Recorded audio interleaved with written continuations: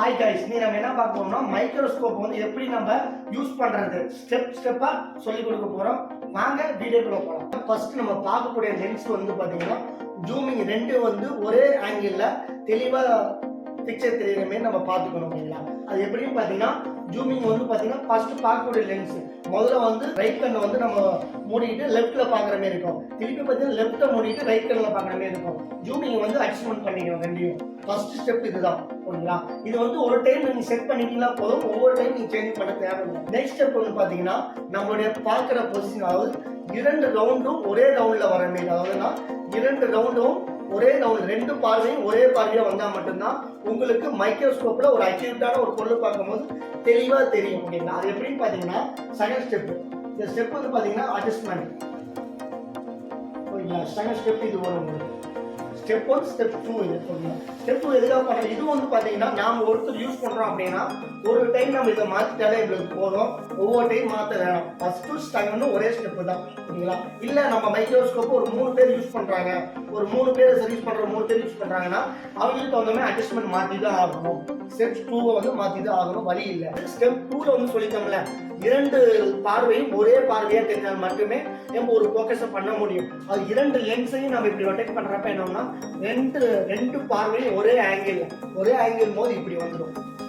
இந்த ரவுண்ட் ஒரே வட்டத்தில் தெரியும் போது தான் உங்களுக்கு பார்வை வந்து ஒரே சீரா வரும். அப்பதான் உங்களுக்கு வந்து ஒரு இடத்த மூவ் பண்ணி ஜூம் பண்ணி பார்க்கும் போது ரெண்டு கண்ணும் ஒரு இடத்துல ஃபோக்கஸ் ஆகும்.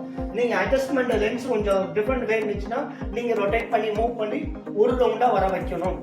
ஓகேங்களா? அப்பதான் உங்களுக்கு தெரிந்து வரும். ஸ்டெப் 3 என்னன்னு பாத்தீங்கன்னா ஜூமிங் சைஸ். அதாவது ஜூமிங், நம்ம ஒரு பொருளை எவ்வளவு ஜூம் பண்றோம், எந்த இடத்த பாக்குறோங்கிறத வந்து ஜூமிங்ல நம்ம வந்து பண்ணிக்கலாம்.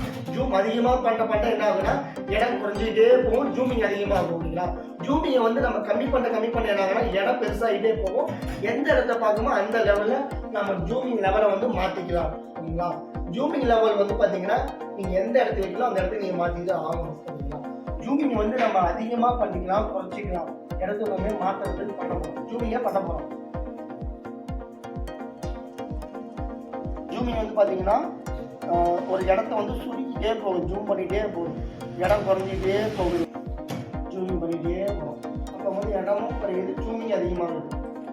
ஓகே, ஜூமிங் லெவலை மாற்றும் போது அந்த ஸ்க்ரீனில் வர வந்து உங்களுக்கு வந்து பார்த்தீங்கன்னா தெரியிற பார்வையில் வந்து ஒரு காம்பனன்ஸோ இல்லை ஒரு ஐசியோ பார்க்கும்போது அந்த இடம் வந்து பர்ரா தெரியும், ஒரு கிளாரிட்டியாக தெரியாது. அதுக்கு நம்ம என்ன பண்ணோம்னா அதுக்கு அடுத்த ஸ்டெப்பு போய் என்ன பார்த்தீங்கன்னா பேக்கில் பின்னாடிங்கிறத வந்து அட்ஜஸ்ட்மெண்ட் பண்ணிக்கலாம். மட்டுமே லைட்டாக எம்எம்மா ஒன்றும் டவுன் பண்ணுற மாதிரி இருக்கும், இல்லை அப் பண்ணுற மாதிரி இருக்குங்களா?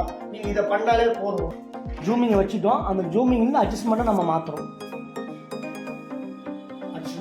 லைட்டா